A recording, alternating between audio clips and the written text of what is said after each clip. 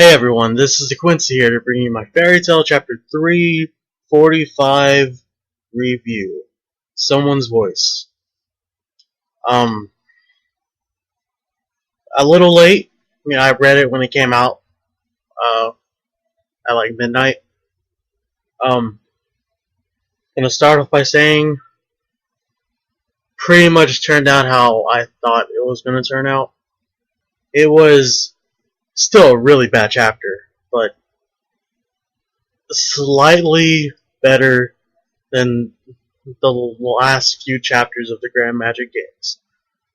So let's get started with the key points. First key point will be Urza looking at her child form. Then we go back to Slife. Can't remember her name. The Treasure Hunter Guild and Fairy Tail, Team Natsu, and their fight. Then Natsu will be the last key point. I'm a little bit tired, so sorry about the lazy review. Apologize ahead of time. But first key point, Urza and her child form. She's wondering like what's going on. My clothes are falling off. Do I have an armor small enough to fit my body? Then she begins to think like I have to figure out what happened. But instead she thinks about her friends. Wendy is like, hey, I'm your older sister now, or your big sister now. Gray and Natsu are like, hey, Urza, let's fight. We can finally beat you now that you're a kid, and we're just gonna wail on a kid because fuck logic and Fairy Tail. And then the last one is Jalal, Kid Urza. Jalal's like, I have no interest in little kids. And then you see Drawnbolt in the background. He's blushing. He's like, oh, instead of Drawnbolt, let's put in Petal Bear right there. Yes, I know Urza's 18 or the 27 at heart, I guess, something like that. They were frozen for 7 years. 25, I think. But she's in a kid's body, and then Drawnbolt's there, blushing like, oh, Jalal's not interested. I'll take her. Petal Bear, or pretty much just put in a picture of Hiro Mashima right there. Let's do that.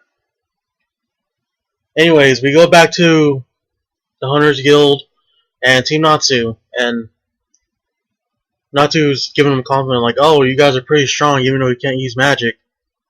And then the Hunters Guild still copying Frankie from One Piece. One of them says, super, you're gonna stop us from super doing our job or something like that. Something in that ballpark area. What else? Oh, and then we find out that they're not only a good treasure hunting guild, they're the best treasure hunting guild in all of Yor. They won the Daihihu Inbu, which is, Treasure Hunters Guild version of the Grand Magic Games final day. Natsu seems all impressed. Gray's like, don't give him a compliment or any more compliments. Then they say something about the moon drip. Don't really care about that. Then suddenly Gray has it. Gray has the moon drip, and he uses Ice Make Thief Hand to take it. Gray's the thief, takes it, then they start passing it around. Goes to Gray to Natsu, Natsu to Lucy, Lucy to Wendy, I believe, Wendy to Charla, and then Charla to Happy. Happy doesn't even make an attempt for it. He just stands there and it breaks. But the moon drip only melts a small piece of the ice. And the Hunter Guild was like, oh, we're going to use that to, get the internal flame and whatnot. Like, yeah, that much moon drip is going to... We actually, you know what? We haven't even seen the internal flame. For all we know, it could be a very small flame. Like a flame the size of the flame of a matchstick, pretty much. I mean, it could be that small. Like, oh well. Let's get back on topic. Happy says, Natsu, I made a mistake. He bends over and says, you can hit my butt. Okay. happy he's been hanging around Juvia too much. Then Natsu puts his ear to where the moondrip was. He hears a voice. He says it sounds familiar, so he goes to chase after it. Then pretty much Lucy, Wendy, and Gray go chase after him. The Hunters Guild's like, oh, we're hunters. We're treasure hunters. We can't go back empty-handed. And then they mention Lucy's keys and like, oh, those are super valuable or something like that, super rare. So I guess they're gonna try to get her keys. Natsu goes back into I would say town, and then he finds the person from that was with Minerva from Succubus Eye. The guy with the bandana over his mouth. Natsu starts to ask, who are you?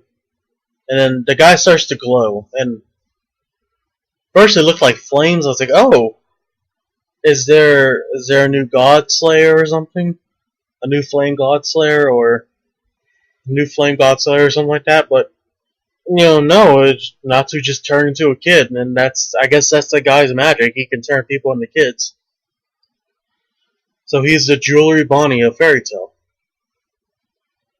So that did give me a slight relief knowing that it wasn't the mountain's fault that turned Urza into a kid.